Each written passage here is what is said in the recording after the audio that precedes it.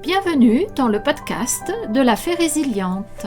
Ce podcast est là pour parler de résilience, donner des moyens de dépasser les difficultés de la vie. Son contenu, je suis certaine, va vous inspirer, vous motiver pour devenir acteur, actrice de votre vie et ne plus subir, vous encourager à grandir, à évoluer avec plus de clarté.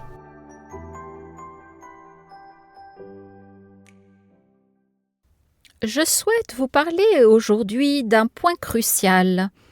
Il est selon moi l'élément de départ sur un chemin de résilience.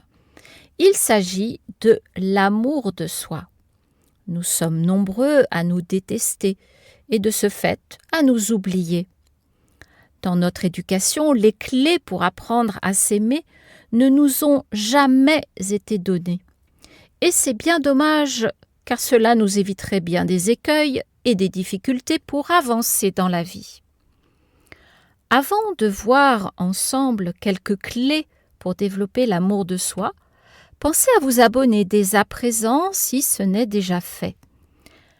Likez également ce podcast. Je suis certaine que son contenu va vous plaire.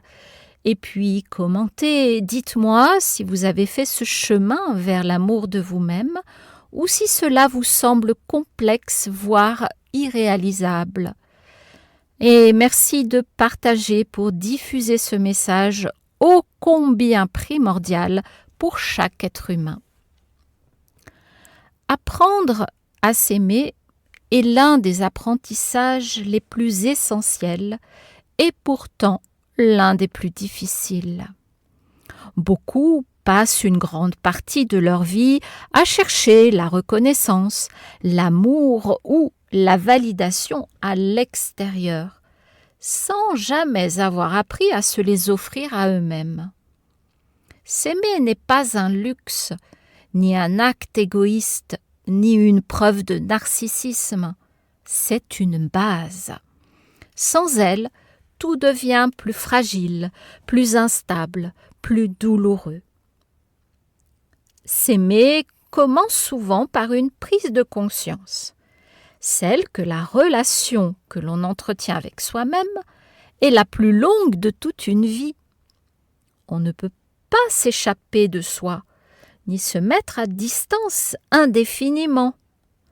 La manière dont on se parle intérieurement, dont on se juge, dont on se traite dans les moments de doute ou d'échec, façonne profondément notre existence. Si cette relation est dure, méprisante ou violente, elle finit par influencer toutes les autres. Beaucoup confondent l'amour de soi avec la perfection. Ils pensent qu'ils pourront s'aimer lorsqu'ils seront meilleurs, plus forts, plus beaux, plus accomplis. Mais cette logique enferme dans une attente infinie. S'aimer ne signifie pas être sans défaut. Cela signifie reconnaître ses limites sans se condamner pour autant.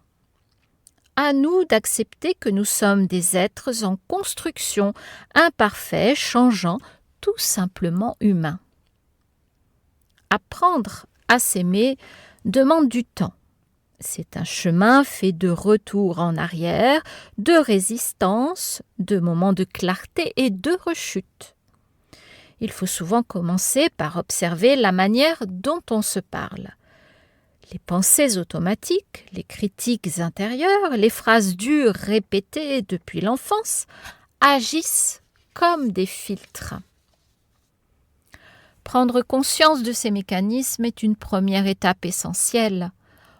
On ne peut pas transformer ce que l'on ne voit pas. S'aimer, c'est aussi apprendre à se respecter. Cela passe par la capacité à poser des limites, à dire non sans culpabilité excessive, à reconnaître ce qui nous fait du mal. Beaucoup se trahissent par peur de décevoir, par besoin d'être aimé ou accepté. Pourtant, chaque renoncement à soi laisse une trace. Se respecter, c'est se donner de la valeur, même lorsque personne ne le confirme de l'extérieur. Un autre aspect fondamental de l'amour de soi est la bienveillance. Être bienveillant envers soi-même signifie se traiter avec la même douceur que l'on offrirait à une personne aimée. Cela implique de reconnaître ses efforts, de se pardonner ses erreurs et de ne pas réduire toute son identité à un échec ou à une faiblesse passagère. La bienveillance n'empêche pas de progresser, elle rend au contraire le progrès possible. Apprendre à s'aimer, c'est également apprendre à écouter ses besoins. Le corps et l'esprit envoient constamment des signaux: fatigue, tristesse, irritabilité, perte de motivation. Les ignorer systématiquement crée une rupture intérieure. Prendre soin de soi, ce n'est pas seulement se reposer ou se faire plaisir, c'est aussi accepter de ralentir, de demander de l'aide, de reconnaître que l'on ne peut pas tout porter seul. Cependant, s'aimer seul peut parfois sembler impossible. Certaines blessures sont profondes, anciennes, enracinées dans des expériences de rejet, d'abandon ou de dévalorisation. Dans ces cas-là, l'aide d'une personne extérieure peut être déterminante. Un regard bienveillant, neutre et formé peut offrir un espace sécurisé ou déposer ce qui pèse depuis longtemps. Une personne extérieure comme un thérapeute, un accompagnant ou même un proche, capable d'écoute sincère, peut aider à mettre des mots sur ce qui est confus. Elle peut refléter une image plus juste de ce que l'on est, surtout lorsque l'estime de soi est altérée. Parfois, entendre de l'extérieur ce que l'on n'arrive pas à se dire à soi-même ouvre une brèche vers la reconstruction.